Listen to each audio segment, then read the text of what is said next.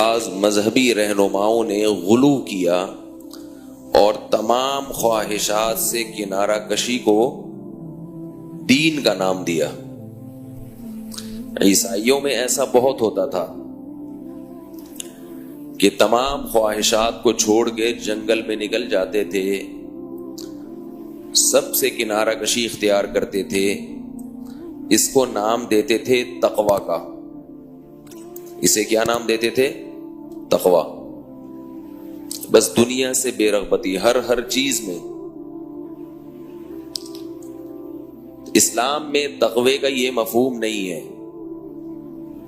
اسلام میں تقوی کا یہ مطلب نہیں ہے۔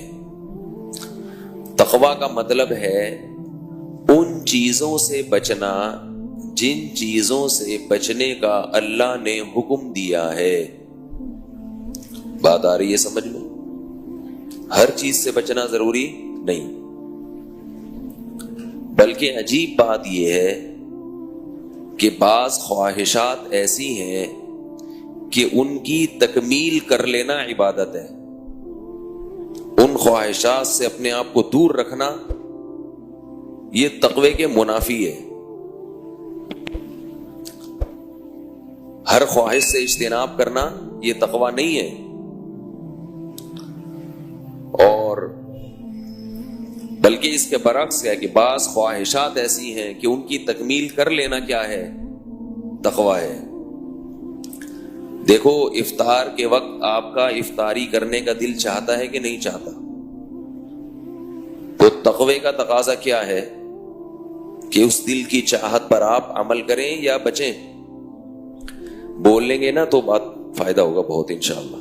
بولنے کا دل تو نہیں چاہتا، لیکن تقوی یہ ہے کہ بول لیں۔ بعض دفعہ خواہشات کے خلاف چلنا تقوی ہے۔ اصل میں تو تقوی کی جو میننگ ہے ڈکشنری میں بچنا، بچا وہاں جاتا ہے جہاں دل چاہ رہا ہو جانے کو۔ دل ہی نہیں چاہ رہا تو پھر بچنا یہ تقوی بھی نہیں ہے، کیونکہ اس کو بچنا کہتے ہی نہیں ہے، اس کو بچنا کہتے ہی نہیں ہے۔ آپ کا دل ہی نہیں چاہ رہا ہے چوری کرنے کا، کیونکہ وہاں پولیس بیٹھی ہوئی ہے۔ آپ کو پتا ہے کہ اگر میں نے یہاں جیب کاٹنے کی کوشش کی ایس ایچ او صاحب کی جیب سے تو میری خیر نہیں ہے۔ وہاں آپ کا دل ہی نہیں چاہ رہا چوری کرنے کا، تو یہاں چوری سے بچنا تقوی نہیں کہلائے گا، کیونکہ یہ بچنا ہی نہیں ہے نا۔ اندھا نابینا وہ بد نظری کر ہی نہیں سکتا، اب وہ کہے کہ مجھ میں تقوی بہت ہے کیونکہ میں بد نظری نہیں کرتا، بد نظری سے بچتا ہوں۔ ہم کہیں گے آپ بد نظری نہیں کرتے، یہ بات تو درست ہے، مگر بد نظری سے بچتے ہیں یہ بات درست نہیں ہے، کیونکہ بچتا وہ ہے، بچا وہاں جاتا ہے جہاں اس کا تصور ہو، امکان ہو۔ تقوی کی جو دوسری ڈیفینیشن ہے نا، اس کو ہم آسان زبان میں بریک لگانا بھی کہہ سکتے ہیں۔ تو بریک کھڑی ہوئی گاڑی کو نہیں لگتی، چلتی ہوئی گاڑی کو لگتی ہے۔ گاڑی کھڑی ہوئی ہے، آپ کہیں اس کو بریک لگاؤ تو ڈرائیور کہے گا اس کو بریک لگانے کی ضرورت نہیں، سوائے بریک شو کے خراب ہونے کے کچھ بھی چیز حاصل نہیں ہوگی۔ ایکسلریٹر پہ پاؤں ہو اور گاڑی چل رہی ہو، جب ایکسلریٹر پہ پاؤں ہوتا ہے، گاڑی ایک سمت میں جا رہی ہوتی ہے، اس کا دل چاہ رہا ہوتا ہے گاڑی کا کہ میں ادھر کو جاؤں، آپ بریک لگا کے گاڑی کی خواہشات کو ذبح کر دیتے ہیں۔ صحیح ہے نا؟ تبھی تو وہ بریک شو جو ہیں وہ ٹائر سے آ کے لگتے ہیں اور رگڑ کھا کے اس کو روکتے ہیں۔ تو تقوی کا مطلب خوب اچھی طرح سمجھیں، لغت میں تقوی بچنے کو کہتے ہیں، اور بچنے کا لفظ وہاں استعمال ہوتا ہے جہاں کرنے کا تصور ہو، دل چاہ رہا ہو کرنے کا۔ ہمارے نفس کا جو ایکسلریٹر ہے ہمارا اس پہ پاؤں ہو اور نفس کی گاڑی اس طرف بھاگ رہی ہو، پھر آپ کیا کریں, اپنا دوسرا پاؤں بریک پہ لگا دیں. اور یہ بڑا ہی مشکل کام ہے, اس سے بریک شو گھستے بھی ہیں, آئل چینج کرنا پڑتا ہے بار بار. لیکن عجیب بات ہے کہ بعض دفعہ خواہشات کے پورا کرنے کو بھی شریعت کیا کہہ دیتی ہے, تقوی.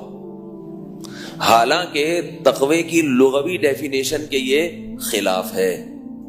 مثال کے طور پر افطاری کے وقت آپ کا دل چاہ رہا ہے کھانا کھانے کا, پکوڑے کھانے کا, سموسے کھانے کا دل چاہتا ہے کہ نہیں چاہتا؟ بھائی جس کا دل نہیں چاہتا تو وہ اگلے جمعے کم از کم بیان سننے نہ آئے, کیونکہ ہم نے یہ نارمل لوگوں کے لیے رکھا ہے یہ پروگرام جو ہے نا. افطاری کے وقت ہر شخص کا دل چاہتا ہے کھائے.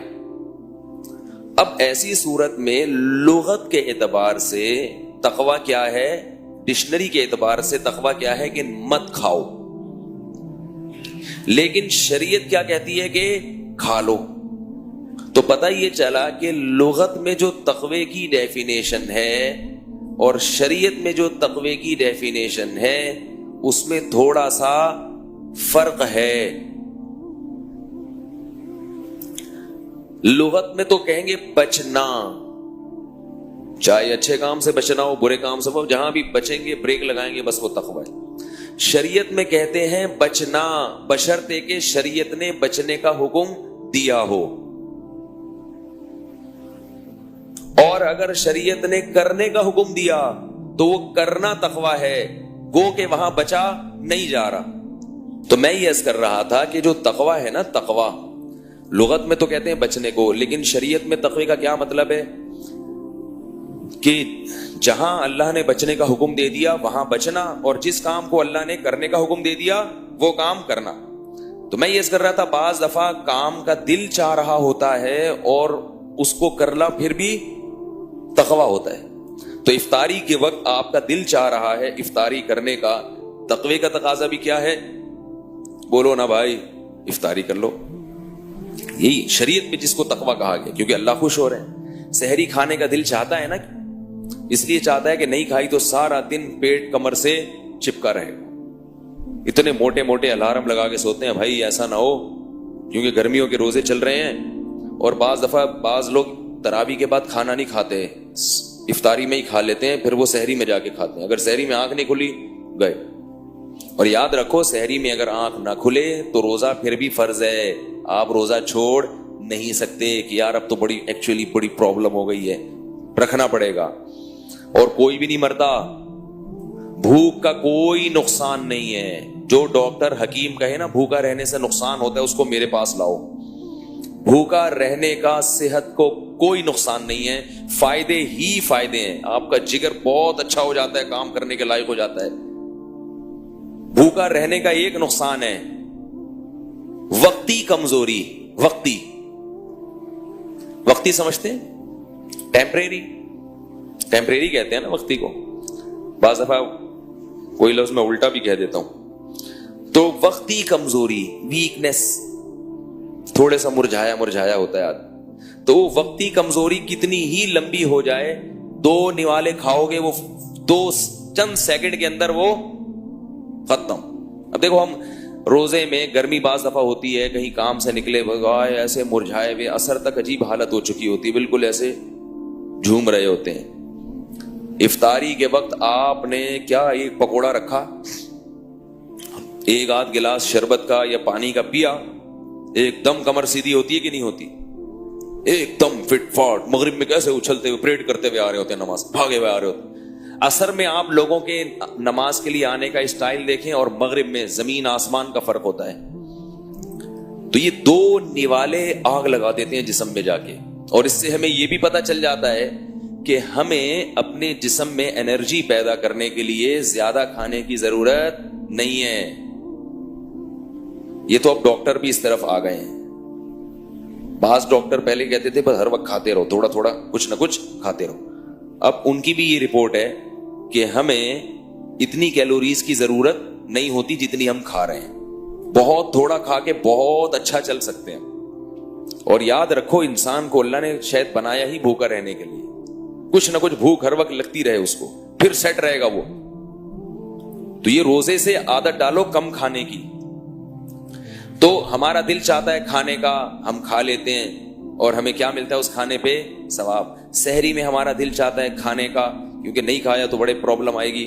تو نبی نے کیا ترغیب دی؟ سحری کھاؤ، دی نا. تو بہت سے کام تو میرے بھائی ایسے ہیں جو اللہ نے ہمیں کرنے کا حکم دیا اور ہمارا دل بھی چاہتا ہے، تو ان میں تو کوئی پرابلم ہے نہیں. وہ تو سب مسلمان بہت اخلاص کے ساتھ کرتے ہیں ایسے کام. یہ والا تقوی 100% مسلمانوں میں ہے. یہ والا تقوی مسلمانوں میں بولو نا، لیکن نہیں ہے. حقیقت یہ ہے کہ بعض کام ہمارا کرنے کا بہت دل چاہتا ہے، شریعت نے ثواب بھی بتایا، مگر ہم اس کو کرنا تقوی کے خلاف سمجھتے ہیں. وہی بات آئے گی، چھوڑو رہنے. 4 شادیوں کا ہر مسلمان کا دل چاہتا ہے، لیکن کوئی کر لینا تو اسے کیا کہا جاتا ہے؟ عیاش، عیش پرست. اور اگر کوئی خوبصورت لڑکی سے کر لے پھر تو چھوڑتے نہیں اس کو. لوگ بولتے بیوہ سے کرتے نا کسی، یا کسی 60 سالہ بڈھی خاتون سے کرتے تو ثواب تھا. او بھائی صرف ثواب ہی نہیں چاہیے اس کو. سمجھ رہے ہو بات؟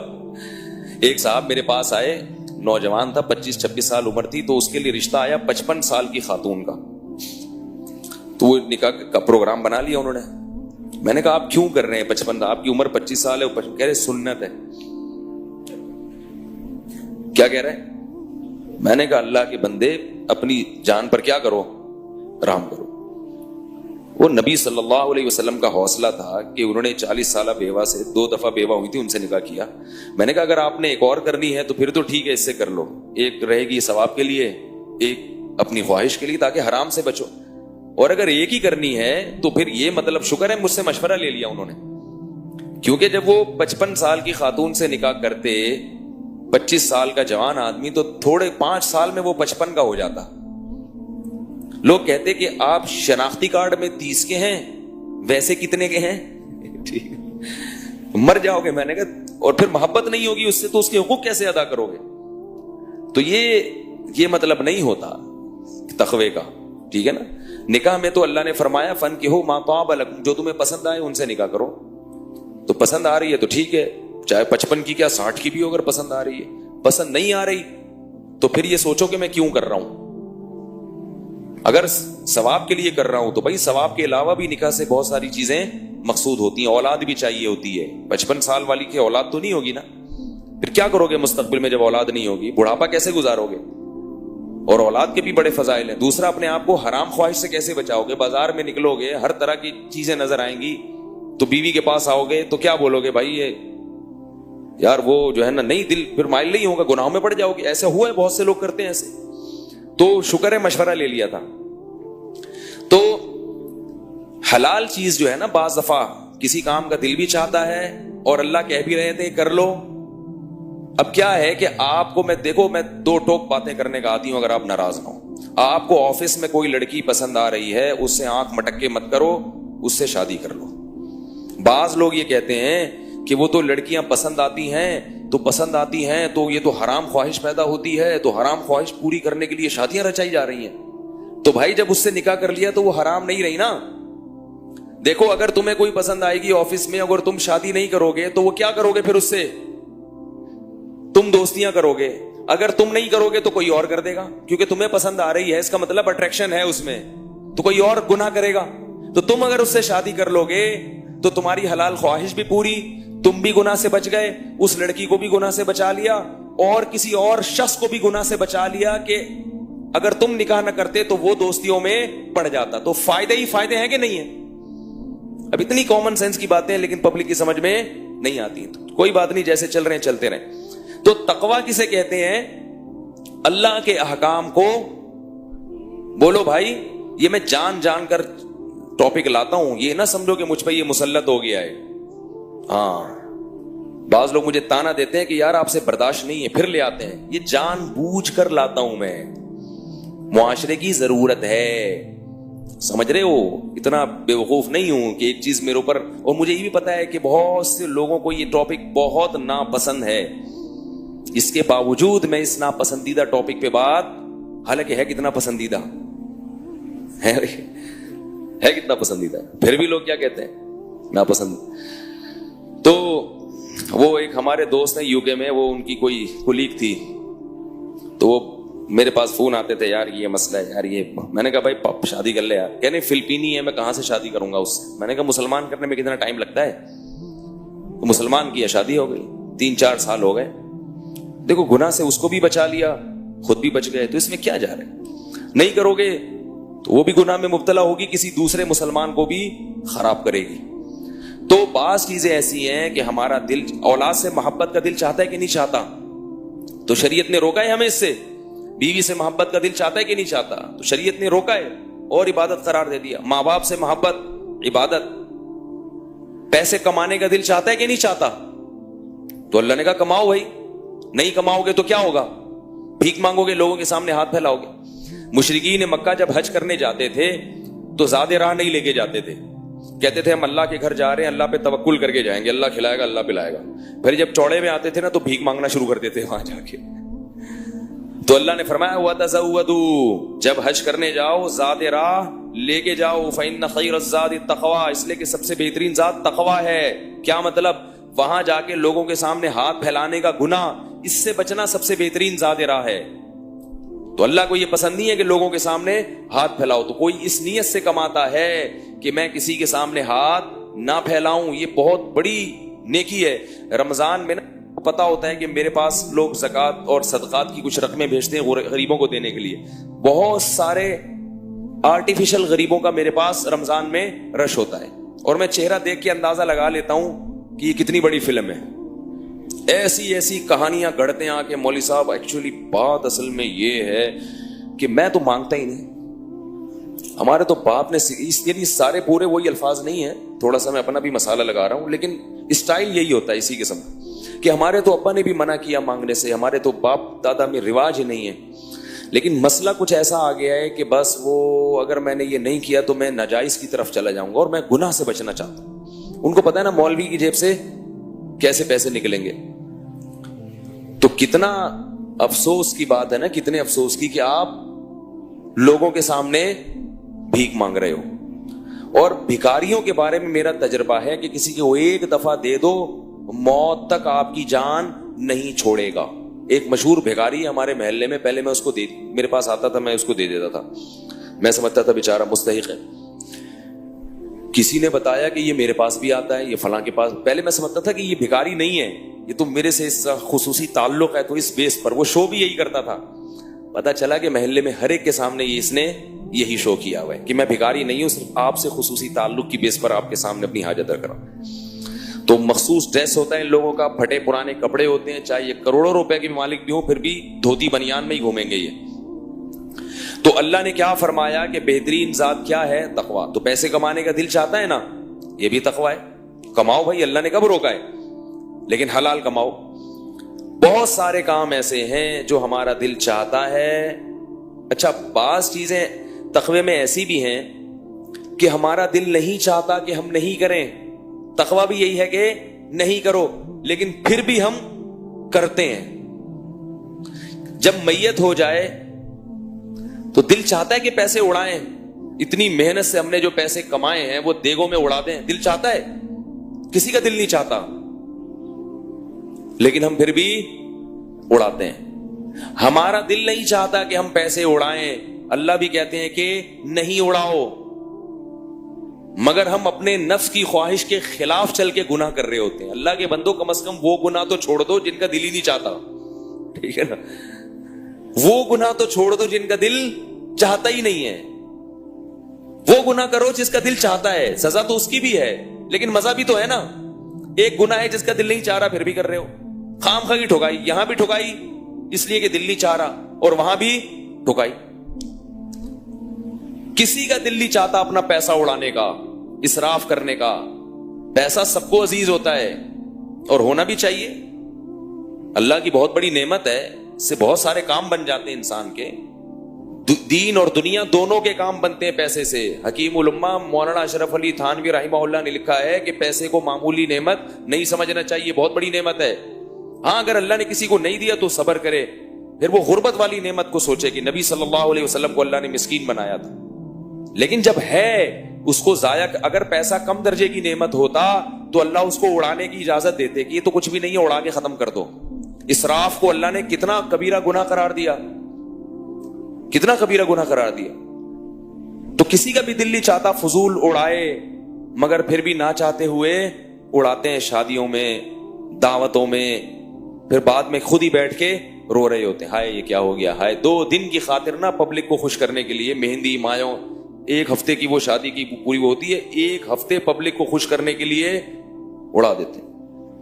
میں ایک صاحب کو جانتا ہوں, 5 سال کے لیے انگلینڈ گئے, بڑی مشکل سے, بے روزگار گھوم رہے تھے یہاں پہ. انہوں نے کہا یار یہاں تو پیسہ نہیں ہے کہ یو کے نکلو.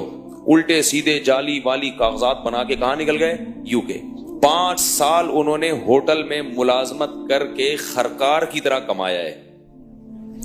حالانکہ یہاں کیا تھے وہ سست, وہاں گئے ہیں تو ہوٹل میں برتن دھو دھو کے, یہاں تو بیوی کے ساتھ مل کے برتن دھوتے ہوئے شرم آتی ہے آدمی کو. نبی صلی اللہ علیہ وسلم کی سنت ہے گھر والوں کے ساتھ کام میں ہاتھ بٹانا, تو یہاں تو شرم آتی ہے, لیکن وہاں جا کے سب کیا کرتے ہیں, جتنے بھی ہمارے مسلمان بھائی ہیں وہ انگریزوں کے برتن دھو رہے ہوتے ہیں. ٹھیک ہے, میں یہ نہیں کہہ رہا ناجائز ہے, اگر بھیک مانگنے سے بہتر ہے بھائی اب کسی کے بھی برتن دھو کے کما لو, بھیک سے بہرحال بہتر ہے. تو وہاں جا کے انہوں نے کمائے, ٹھیک ہے, اچھا کیا, اچھی بات ہے, حلال کمایا. جب واپس آئے ہیں تو اپنی شادی میں سارا اڑا دیا, یہ بتانے کے لیے کہ میں کوئی معمولی آدمی نہیں ہوں, میں کہاں سے آ رہا ہوں, یو کے سے. اس کے بعد ویسے ہی ہو گئے جیسے پہلے تھے. اس کے بعد دوبارہ یو کے بھی نہیں جا سکے, اور پھر تھوڑے دنوں میں ہارٹ اٹیک ہوا, بچ گئے عبرت کے لیے. تو یہ ہو رہا ہے. تو یہ جو اڑایا جا رہا ہے پیسہ, اس پیسے میں کسی کا اڑانے کا دل نہیں کرتا مگر پھر بھی اڑایا جاتا ہے. تو یہ ساری چیزیں تقوی کے منافی ہیں, سمجھ رہے ہو, یہ ساری چیزیں کیا ہیں, تقوی کے منافی. اور اصل بات پتہ ہے کیا ہے, ان تمام چیزوں کے پیچھے دیکھنے میں یہ لگ رہا ہوتا ہے کہ خواہش نہیں ہے, لیکن حقیقت میں خواہش ہوتی ہے. پیسے اڑانے کا کسی کا دل نہیں چاہتا, لیکن جب اڑا رہا ہوتا ہے تو اس وقت چاہ رہا ہوتا ہے. سمجھ رہے ہو, حالانکہ پتا ہوتا ہے کہ چوڑے میں آنے والا ہوں میں, لیکن پھر بھی جیسے ہیروئن پینے کا کسی کا دل نہیں کرتا, لیکن جب ہیروئن پی رہا ہوتا ہے تو اس وقت دل کر رہا ہوتا ہے. تو سارا معاملہ کہاں آ کے ختم ہوتا ہے, اپنے نفس کی خواہشات کو لگام دینا. جس شخص میں یہ ملکہ پیدا ہو گیا کہ وہ اپنے نفس پہ قابو کر لے, اپنی خواہشات پہ کنٹرول کر لے, وہ دنیا میں بھی کامیاب اور آخرت میں بھی کامیاب.